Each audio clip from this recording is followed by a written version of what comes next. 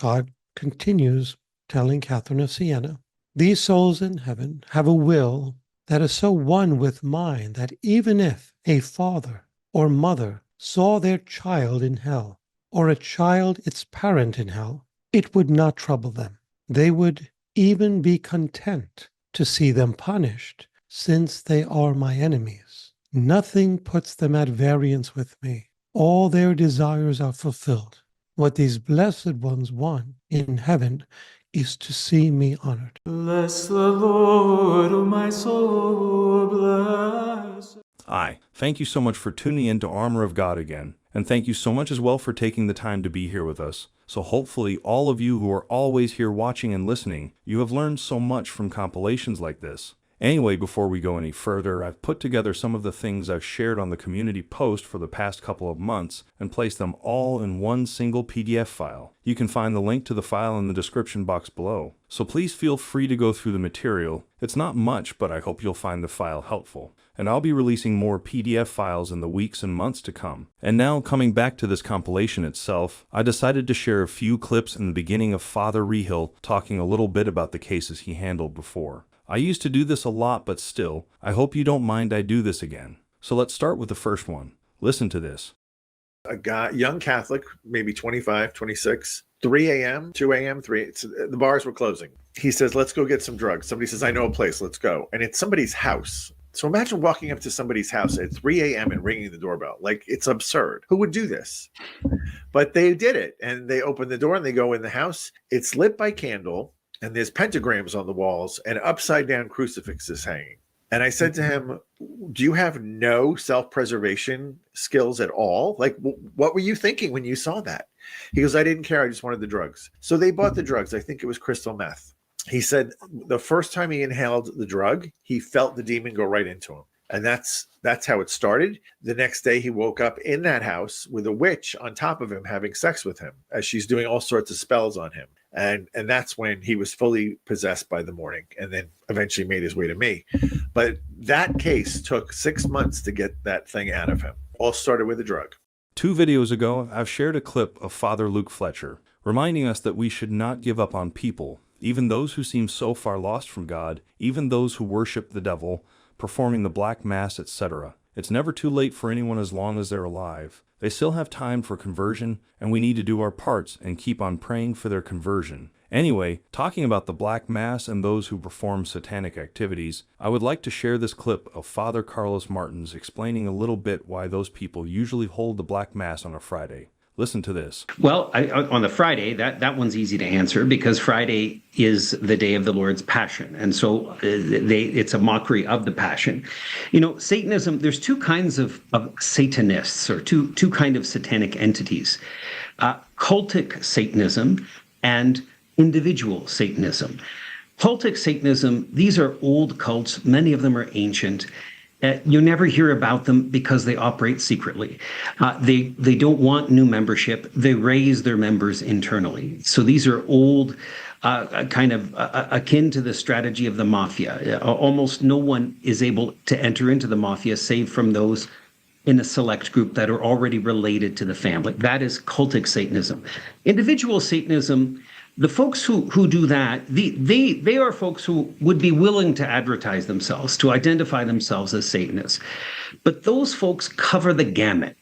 Some of them, they don't even believe in God. They don't even believe in the devil. So they adopt the figure of the devil. They subscribe to the label Satanism because that asserts their independence. It asserts their autonomy. But you can have folks within that group who believe in the devil and who have the same belief that we have in God, although the devotion is perverted. They believe he is the bad guy and Satan is the good guy. So the gamut is covered. And this group has already identified where on the spectrum they land. And so for us, our response should be one of prayer.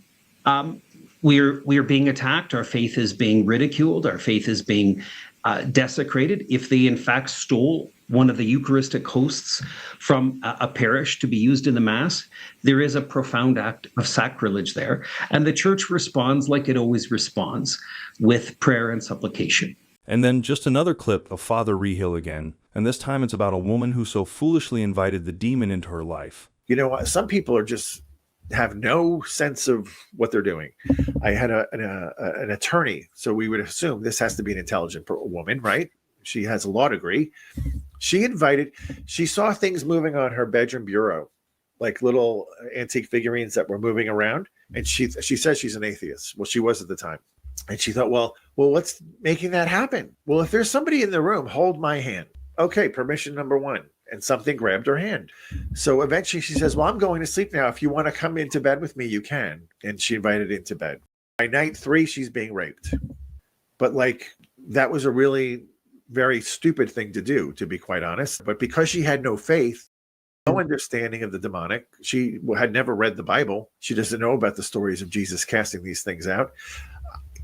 I would think, given her age, she was in her 40s, she should have at some point known or heard somewhere, watched the movie The Exorcist or whatever, where she could at least say, maybe this is real. I'm glad that Father Reehil shared his thought on those who do not believe that things like exorcisms or the demons aren't real, as well as the part of why the church does not allow exorcism sessions to be recorded. So to those people, I would say, you know, there's no explaining this. Similarly, when I go into people's homes that have been infiltrated by demons, there's all sorts of manifestations that occur in these homes that you can't explain. Like there's a certain room that's always 20 degrees colder than the rest of the house. There's no window open. There's no reason for it. Or it smells like rotten eggs, or it smells like feces, or they see dark figures in the corners in this room. You know, you can pretend that's not a real thing, but ultimately, if you're going to be rational, there's definitely a problem, and it has to be looked at seriously. On the very worst end of the spectrum, people who are fully possessed, there's all sorts of things that occur, like they have supernatural power, strength, they have knowledge of things they could not know. And when you encounter this, maybe it's a 17-year-old boy from a poor part of the city, has a 7th grade education. And then when you start doing deliverance prayers with him, he starts screaming at you in Latin or Aramaic. Or I have a friend who's a fellow exorcist up in Michigan. He was doing an exorcism of a 300-pound woman who was overweight, but also very unfit, unhealthy, had really no physical strength because she was so obese.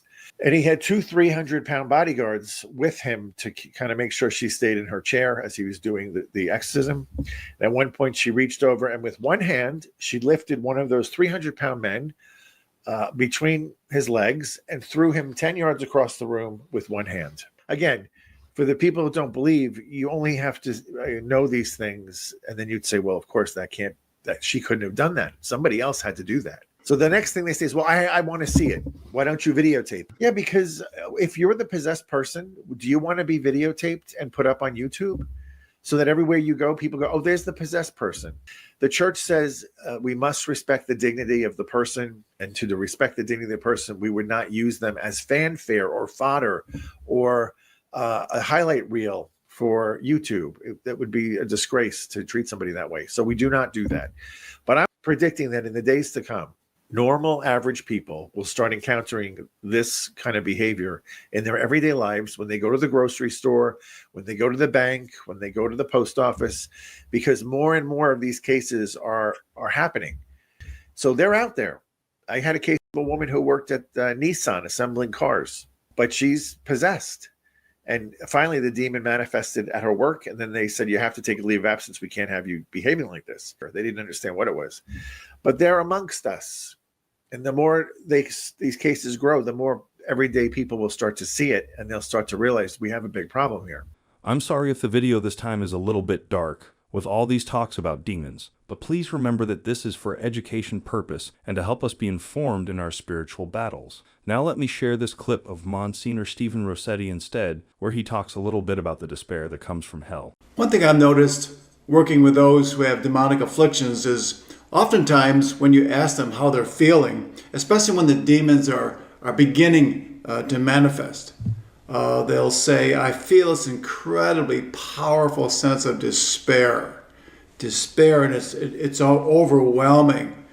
And that should be a sign to the exorcist that there are demons present and they're manifesting in that way. Where does all despair ultimately come from?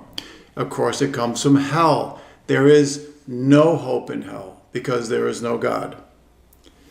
As Dante said in the Inferno, abandon all hope, ye who enter here. And also, St. Faustina spoke to us of the seven sufferings of hell. And one of those major sufferings is despair.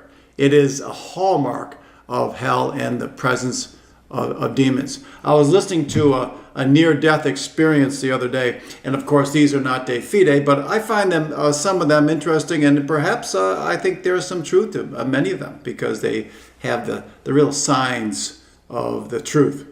And this man sadly died and was on the brink of hell, and Jesus saved him, thank God. But he said what he felt was this overpowering despair. He said this despair was worse than all the sufferings of hell because there's just no hope, no hope.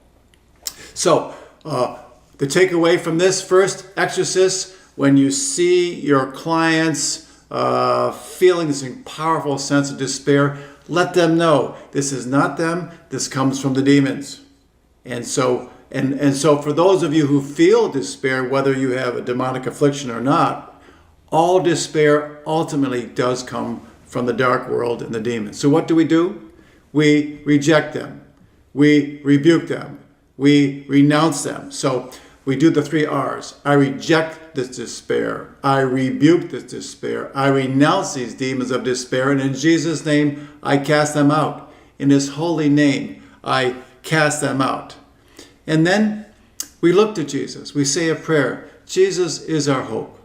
Jesus, our hope, come to us. Fill my heart with your presence. Fill my heart with your hope and your peace.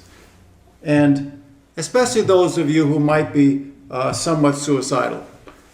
Sometimes these impulses, these despair, actually do come from demons. And we have several cases of those whose suicidal tendencies actually come from the dark world directly. But ultimately, they come either directly or indirectly from the evil one. The following clip is from my recent interview with Father Joseph Iannuzzi, and I asked him this: if we are judged by what we know, then should it not be safer for us if we know less than? I always struggle with this before, but I haven't really asked any priest about it. So this time I made sure I asked Father Iannuzzi about it. Here's his answer. Well, on the one hand, the greater the grace, the greater the glory. So the more grace one receives from God, the higher the call to holiness and glory one receives. On the other hand, the higher the call, the higher the fall. That is, if one receives great grace from God but is not faithful to that grace, the greater the fall. Just like Lucifer, right? He was the greatest angel and rational being in heaven, enjoying more grace than any other angel. But because he was not faithful in the test, he had the greater fall than any other angel. So grace brings responsibility. We find this in the Gospel of Luke, chapter 12, verses 47 through 48. If you recall, Jesus relates that there was a servant who knew his master's will but did not make preparations nor act in accord with his master's will, and therefore he was beaten severely. But there was a servant who was ignorant of the master's will and acted in a way deserving of a severe beating, but he was beaten only lightly. And therefore Jesus says, much will be required of the person entrusted with much, and still more will be demanded of the person entrusted with more.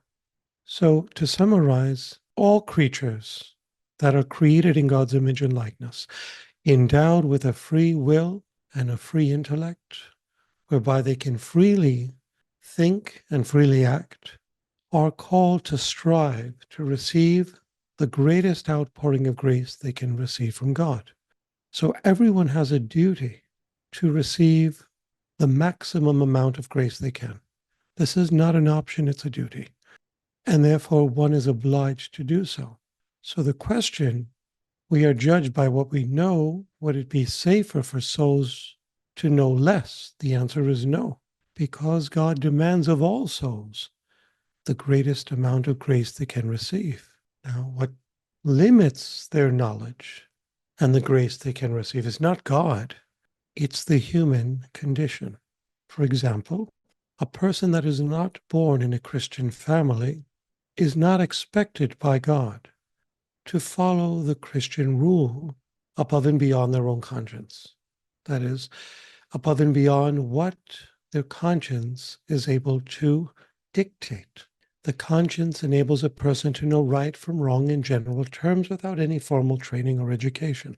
The Christian rule that was revealed to us and that is contained in the Old and New Testaments. For example, the book of Exodus in the Old Testament, chapter 20, gives us the 10 commandments. And Christ gives us an 11th commandment in the New Testament when he says, love one another as I have loved you. And when he says that the new law that I come to bring does not do away with the old law, but perfects it, it means that the Christian law is founded upon the 10 commandments of the Old Testament, but perfects it with the new law of loving one another as God loves us. A person born without this Christian revelation is not expected to live by the same standard of holiness by a person who is raised in a Christian family and by a Christian standard. Therefore, God judges us according to the condition in which we are raised, our environment, our family, the religion of our parents that we're raised in, even our own acumen, spiritual and intellectual aptitude. Not everyone has the same intellectual prowess or spiritual development. For example, St. John of the Cross, mystical doctor of the Church, in his work, The Ascent of Mount Carmel, and in another work, The Spiritual Canticle, reveals that not all souls are called by God to the same degree of holiness. Paul alludes to this in his letter to the Corinthians when he says that not all are given the same gifts, but the gifts are distributed differently according to God's good will for the building up of the body of Christ, which is the church. Some are given the gift of exorcism. Some are given the gift of administration. Some are given the gift of prophecy. Some of healing, and the list goes on. So according to the gifts that we receive from God, we will be judged. But we are all called to ask God for all the gifts. He won't give them all to us in the same measure, but he does endow us with gifts and graces according to our vocation in life that he chooses. And he holds us responsible. He holds all of us responsible to attain to the greatest graces that we can possibly receive, always in accordance with our vocation in life that he chooses.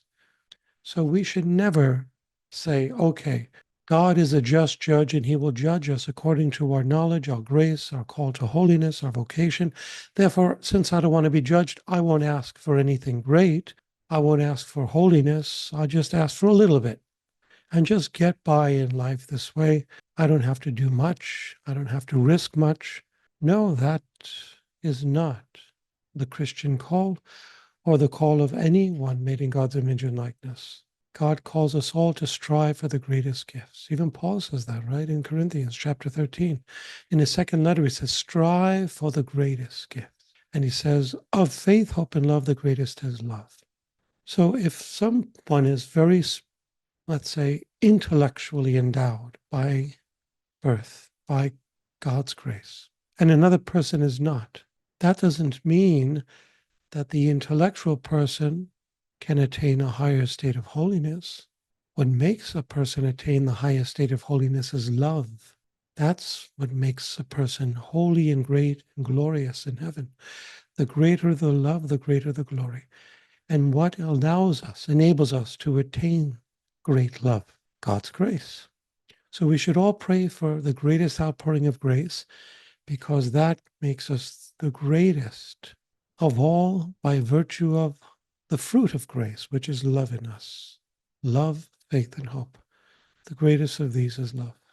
And the second clip from my interview with Father Iannuzzi that I'd like to share here is something that I've addressed before, but some people still ask about it, so I suppose why not? One of you made a request for me to ask Father Iannuzzi this question, and I quote, "Can you ask him how every tear will be wiped away at the end of time if those in heaven know people they deeply loved will spend eternity in hell? Is that not reason enough for some to weep?" Unquote. And here's Father Iannuzzi's answer to this question. Right. The answer finds its expression in the church-approved writings, prophetic revelations of Saint Catherine of Siena. God the Father tells Saint Catherine that the souls in heaven are so conformed to my will that they can only will what I will.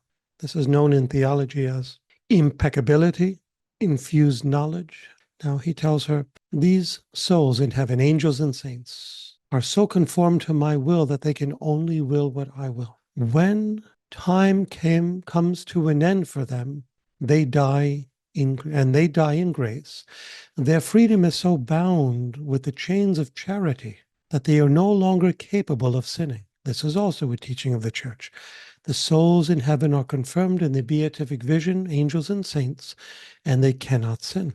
God continues telling Catherine of Siena, these souls in heaven have a will that is so one with mine that even if a father or mother saw their child in hell, or a child its parent in hell, it would not trouble them. They would even be content to see them punished, since they are my enemies. Nothing puts them at variance with me. All their desires are fulfilled. What these blessed ones want in heaven is to see me honored. And he goes on. So the idea here is that on earth, we don't think as God and the angels and saints think in heaven, whose wills cannot separate themselves from the divine will. Ours on earth can. We can break from God's will, think differently than God. The angels and saints do not do this in heaven because they are in a state of impassibility, impeccability in the beatific vision that they have merited through a test. We are being tested now on earth, but at the end, when the soul leaves the body definitively, the time of merit and testing is definitively over. The councils of Lyons and Florence in the Catholic Church declare that immediately after the soul leaves the body, it goes to its place of destiny, either heaven, hell, or purgatory. Now, heaven is eternal, hell is eternal, but purgatory is only for the saved who have to purge their venial sins. So all the souls in purgatory will eventually go to heaven. And therefore, at that moment of death, physical death, the time of merit and testing is definitively over, and the soul's will is fixed for all eternity. Therefore, if a soul is in heaven, it rejoices in all of God's judgments because its will is one with that of God. For the following clip in this compilation, I really want to share this one from Father Luke Fletcher. You know I love listening to priests talking about the saints of the Church, and we even have a channel called Everything Catholic just to focus on contents that cover about the lives of the saints.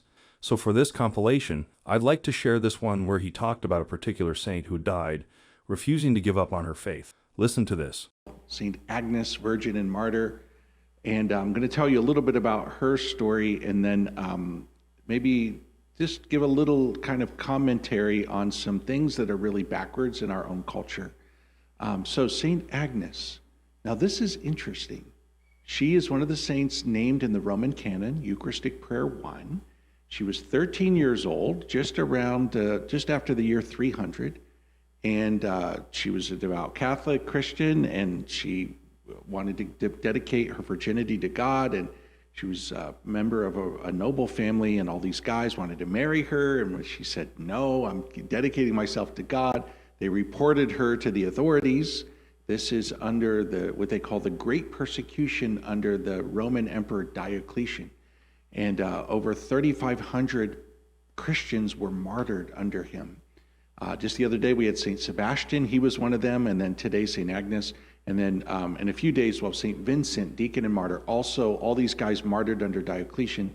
And so she's 13 years old, and she's like brought before the magistrate, and she refuses. And they stripped her naked to humiliate her in public, and then dragged her to a brothel. And these guys that tried to have their way all dropped dead.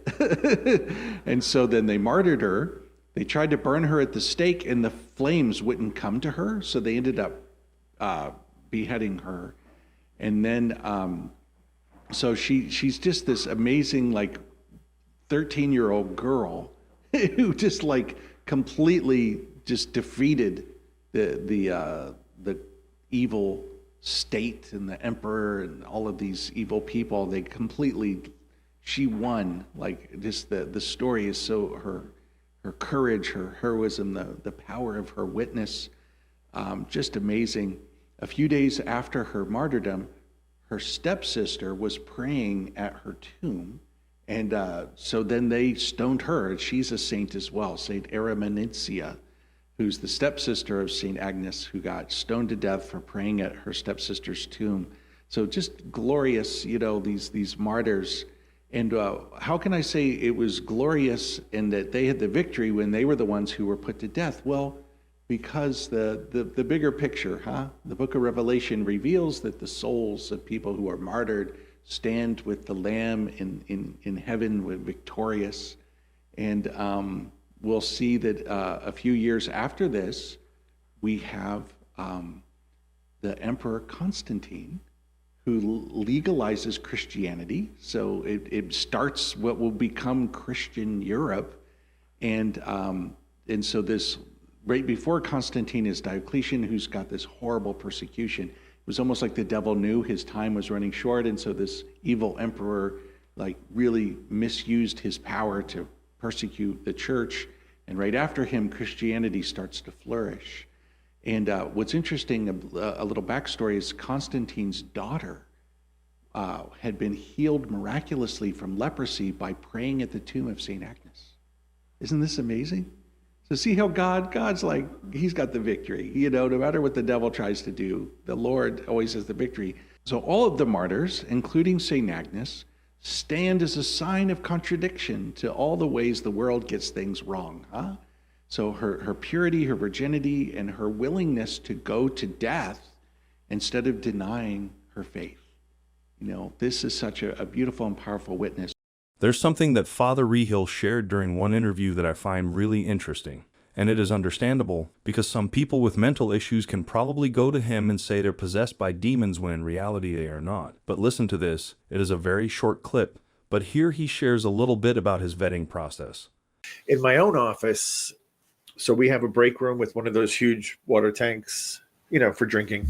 In my office, that's holy water with exorcism salt, just a little bit, because we don't want to give too much sodium to the people drinking it. But when somebody shows up for an interview that says they have a demon problem in them, the first thing I do is take them to the break room and say, I'm going to get a glass of water. Would you like one? And they normally will say yes. And then I watch them drink the water. If they can drink the water with no problem, I say, I don't think there's a big demonic problem here. The demons would not like that water, and they would know what it is. But if somebody reacts terribly, once just a couple of months ago, I had a young girl come in, and as soon as she drank the water, she passed out and fell unconscious on the floor. I said, okay, this is real. That doesn't happen normally. Also, during the interview, I'll pull a pyx out of my pocket with an unconsecrated host. At one point, I'll open the pyx and say, so you know what this is? This is the Blessed Sacrament. And if the person starts behaving really crazy and irrational, I say, okay, I think you might have another problem, because this is just a piece of bread and it's not consecrated. The person, either they're angry at me or they calm down, but it tells me it's not a demon. It's a very exhaustive vetting process. It's not something random. I'd like to share this one from Father Reehil again. It's a continuation from the earlier clip that I shared with you. His opinion on those who believe that angels and demons are not real, exorcisms are not real, etc. Listen to this. Well, the first thing I would say is, when you look at the world and the things that are happening, it's such a clear presence of evil. How could you think that this is random? How could we think this is all random, that this is just like not inspired by anybody? For us who believe, we go to the gospel and we see Jesus is constantly, one of the main themes of his gospel is driving out demons. It's constant. It's over and over and over. So you don't have to go any further than that if you're a believer. But for those who don't believe, then I would say there's plenty of examples of possession in the world. Maybe you haven't seen them yourself, although if you live in a major city, you probably have, and maybe you just don't understand what you're looking at. Oftentimes we diagnose too quickly with mental illness when in fact it's a demonic oppression or possession or obsession. And the psychologists have done a great disservice for the most part to the world by quickly diagnosing with mental illness when in fact it oftentimes isn't. And even when it is, the demons do like to hide under the diagnosis of mental illness. So somebody's labeled schizophrenic, the demon moves right in because there's open doors there. They'll never be removed because nobody's looking for them. They think it's all mental illness. However, when the drugs don't work on the person, and they won't because it's not a mental illness, then they have to ask themselves, why is this happening? And it was during COVID that I guess there were enough psychologists that saw demonic activity that the Diagnostic and Statistical Manual for Psychological Disorders, the DSM, I think it's up to version, I don't know, 6 or 7 by now, finally put into their official book that possession is a real thing. They said it's rare, which it is, but it is possible. If you don't mind, I'd like to share this one clip from my interview with Father Winston again, just because this compilation includes a lot about Father Reehil's cases previously. I've shared these clips of Father Winston before, but since I'm planning another interview with him next month, I thought, why don't I share this clip again? And now I really feel very comfortable talking to Father Winston after a few interviews with him before, and I really love when he shares his stories, experience with me. And I hope for every question I've asked him before or which I've shared with you, you have learned a lot from those interviews. And I'm the type of person who loves going through past materials over and over again so that this way I can better remember what I've learned from these priests, just like this one that Father Winston shared during the last interview. One of my experiences was Father Sikia and I came from just a deliverance ministry to a community of religious sisters in the province. And on the way home, I stayed with our brothers in a convent in the province so that I will not need to travel back to Manila, because on the following day I will have an event, another appointment in the same house or institution. So I stayed in the school's mini hotel. So they have a mini hotel that's intended for the guests. I thought that there will be other guests there.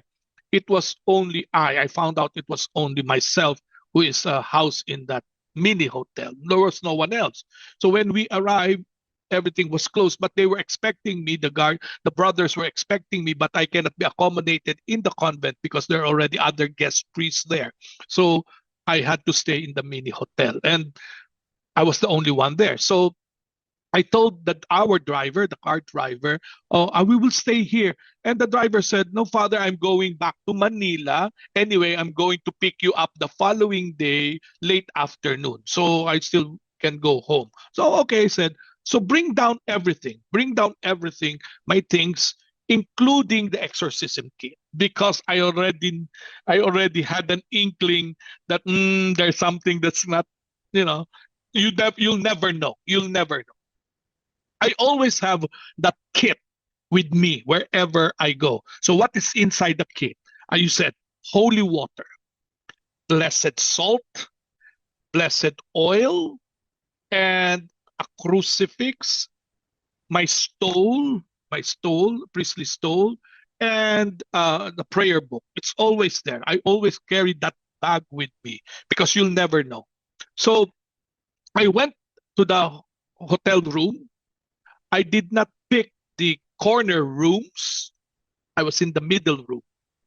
And then I was there for the night to rest, took a shower, did my night prayers, blessed my room, and then went to sleep. 3 o'clock in the morning, the things that you were telling me occurred. First, knocking at the door. There was knocking at the door. Then, before the knocking at the door, the faucet inside the bathroom suddenly opened. I can hear the water. And I said, OMG, this is it. And then the knocking at the door, constant knocking, and then scratches. I can hear fingernails scratching the wall behind the television set. And then there were movements as if walking on the ceiling. So I prayed first. I prayed and I said, my guardian angel, please expel the spirits so that I can sleep. I still have an event tomorrow. Well, as I was joking myself, the things continued. The manifestation continued. And perhaps the guardian angel was telling me, you are the priest. You should be able to respond to this. I'm here to strengthen you and strengthen your faith, but not to do this expulsion. You do that expulsion. You are the priest. You know what to do. So what I did was I opened the kit because it was beside me, and then got the holy water, blessed oil, blessed salt, put on the stole, and I prepared myself to pray. Then opened the book for the deliverance of the room. And then after the prayer of deliverance, I started to bless again the room for the purpose of deliverance, anoint the walls with blessed oil, and placed blessed salt in the corners. That stopped things. It stopped. And then I thank God. After that, cleansing prayers, thanksgiving to the Lord, and went back to sleep. And it was quiet since then. So this is in a mini hotel. Now, can lay people do that? Yes. This is what I advise. Again, I said, go and download the prayer that is found in the AMO website, www.amoe.ph.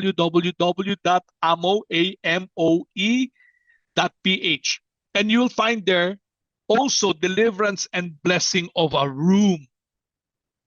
So you can use that prayer to bless and do deliverance in your room. And wherever you go, unknown places, in a hotel, in a resort, or in a relative's place, and that you do not know their Christian life, or you know that they are not living a consecrated life to the Lord, then you can use those prayers. In fact, I have many friends and those that I knew who used that prayer and said, Father, since I used that prayer, I never had nightmares either in my room or in any room that I will sleep in for the night. I think that's very effective. Of course, again, it presumes that you live in grace. Because if you do not live in grace, the first thing that happens to us is we will have fear that we are not we will not be protected because we are in alienation with God. When we are in the state of grace, we know that we have confidence that we are friends of the Lord. We have confidence that we are truly children of God. And therefore, what we ask in His name, He will grant us because we are His children. We are confident. But if we are not friends of God, we do not live according to His holy will, then we will not have confidence in believing and trusting that He will protect us. So this is something always a good practice. So go and download that prayer. It's in PDF form, so you have that on your mobile phone, and every time you'll be traveling, you can use that prayer. So what is in the kit? What is in the kit? Well, as I said, you can holy water, blessed oil, blessed salt, and you can also have blessed candles. Or now I've seen other people, they buy small bells, buy small bells and have the priest bless the bell so that it will be a holy bell, a blessed bell, and they will use that in their places that they go. We had a case of a monastery of Carmelites who experienced spiritual attack here in the Philippines, where the monastery was infested. And prior to that, they did not have any experience at all. Then suddenly, they started to experience bizarre things that they could not understand what happened. And when we came to their place, at that time, their diocese did not have exorcists first. So they did not have their exorcist. So they asked the Archdiocese of Manila to assist them. So it's a nearby diocese in the Philippines, in Manila. And when we went to where the place is, we realized that we are in the trail of the occult practitioners, meaning there is a trail here in the Philippines, at least here in the NCR, where you have witch doctors and witches in the trail towns, starting from here, because people now would go to witch doctors for healing, for whatever ailment they may have, spiritual or physical. And you start with a certain town and you get healed, and then you return back, and then you get sick again. So when you get sick, you return to the healer, but the healer will say that I can no longer heal you because this matter is a different thing. So I will refer you to this healer. So this referral thing makes you move from one healer to another, from one town to another, until you reach the town where the monastery is. So by the time, and each town that you go to, each healer in each town you go to heals you, but then you get worse. And so if you were passing 5 towns, 6 towns, 7 towns, it means that your sickness has been progressing. By the time you arrive at the last town, then you have really a strong ailment. What is the particular word there? You are in a worst case. You're in a worst case scenario now. So if you think that occult practitioners are, that the evil one has given them power, then it means that if you consulted and were healed by 10 occult practitioners, you have 10 evil spirits working on you. Okay. Now, why was that important? Was that background story important? Because the last town is where the monastery is. When the monastery was built, the business of the witch doctors lessened. So there are still those who go there, but it's not what it used to be. No longer a lucrative business. And the witch doctors understood it is because of the presence of the monastery. So what did they do? They tried to infiltrate the monastery, but they could not infiltrate it. How do you infiltrate a monastery? So what they did was to get a benefactor of the monastery to introduce an occult practitioner to the nuns. So this occult practitioner brought in infested religious Catholic objects, T-shirts. We saw this, T-shirts, undershirts, pictures of the Blessed Virgin Mary, pictures of our Lord Jesus Christ, prayers written on the shirt, Catholic prayers, Our Father, Hail Mary.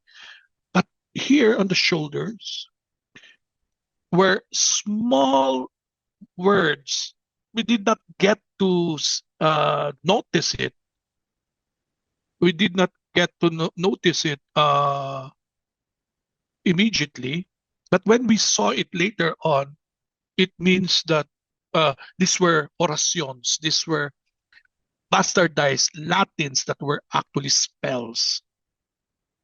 And they gave the nuns these religious medallions, telling them, sister, use these medallions. These were blessed by 3 popes, John Paul, Benedict the 16th, and Pope Francis. And the nuns, well, thought that this was trustworthy. They brought in this medallion. And this person said, oh, you can bury them in your monastery grounds, in this place, in this place, in this. They did that. And the nuns were ignorant about this matter. They just trusted the person because it looks like a religious object, miraculous medal, Saint Benedict, etc., etc. So they accepted it. They brought it in the monastery, and the moment they brought it in the monastery, things started to happen in the monastery. The nuns started to get sick. They could not do perpetual adoration. That's part of their ministry. So so that's part of their ministry. They cannot do a 24-hour vigil before the Blessed Sacrament because the nuns are getting sick. So, and getting sick, and then they started to see spirits, and the community started to fight.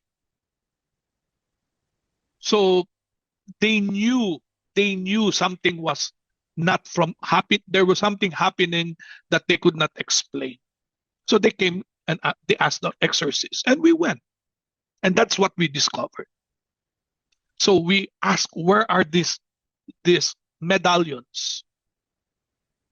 And it was in the middle of the night when we arrived there, and they pointed to us where they have planted those medallions, and we got all of them. And afterwards, they showed to us the shirts. And we saw that there was this writings, and those were actually spells. That's why they're getting sick, and the nuns always feel pain on their shoulders, because the instruction of the occult practitioner was, sister, wear this as an undershirt for your habit, as a protection. But they never knew, because they only thought that it's Catholic prayers, image of the Lord, but there were actually spells written there. So we got all these things. The water that was given to them were water that was ritualized by an occult practitioner. So that's how it was, how these occult practitioners were able to infiltrate the monastery. So once we did that away, once we once more did a deliverance prayer on the place and sealed the place once more, then the manifestation stopped.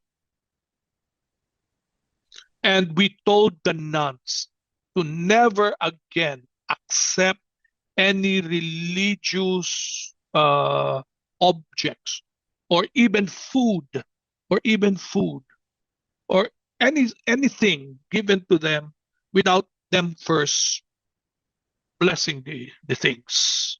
Because you'll never know. You'll never know. So that question that you said was actually very relevant, because it tells us that monasteries have a particular role in protecting the place, because that is their prayer, their prayer and their sacrifices, their penances for the whole church, especially in the place where they are. So when you ask if a monastery is destroyed, then, or abandoned, what happens? Well, you still continue with the Holy Mass. There are masses still in the parishes, in the chapels. They still continue, but you lose a powerhouse, for the church in the locality. So yes, I believe that seminaries, monasteries, religious houses, and oratories, churches, because these are sacred places dedicated to the worship of the one true God, they exert a spiritual blanket over a particular place. And that is the reason why occult practitioners and evil persons and evil spirits will try to destroy those who are in there. Destroy monasteries and the nuns or the monks, the seminarians, the priests, even the bishopric. These are places dedicated to God, and the enemy hates this place. And if you have Catholic homes that are truly consecrated to God, they would also want to destroy that. Because if you destroy the Christian place, then you have evil spirits that would come in.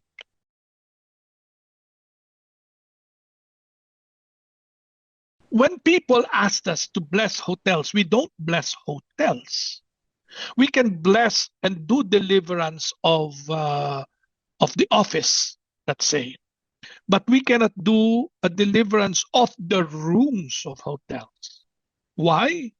Because you deliver it now and you make it pure and holy. The next occupant may do and violate it. So the place remains to be infested over and over and over again. So those are problematics, really. That's why you have infested rooms, because sin is continuously committed in those places. It can be sexual in nature, it can be drugs, it can be alcohol, it can be violence, it can be gambling. So it's a different thing there. So this question that you're asking, is the place infested? Oh yeah, the place is infested. Would I say that the person, whoever that person would be, is possessed by an evil spirit, or there is an evil spirit keeping the person in bondage so that the person will never repent and will continue and sinning? The answer is yes, because according to the spiritual masters, the demons are not only to tempt us, but they're also there to keep us in sin. So once we are in sin and remain in sin, mortal sin, our catechism tells us that when we die in the state of mortal sin, then eternal punishment is there, right? So this is the sad part of it. Now, those who would participate in this, let's say the men, what is the state of the men there? Are they newbies, virgins, who would like only to experiment, or are they also perverts themselves? or they are really, um, into these things. Well, that is another story. That's another thing to contend with. So you're talking here of the woman with spirits, the men with spirits, and the place with spirits. So together, they're all there. They're all in hodgepodge of sin, of perversity, of an abomination before God. Well then, that will be all for the video this time. And as always, thank you so much for taking the time to be here with us. And hopefully all of you have learned so much from this video. And remember, if ever you have any feedback or suggestion, please let us know in the comments below. Anyway, if you like what we do and you'd like to support us, I left a link to our PayPal donation in the description box below, and from the bottom of my heart, thank you so much for your continuous support, contributions, and prayers. And until the next one, thanks again for watching, and may God bless you.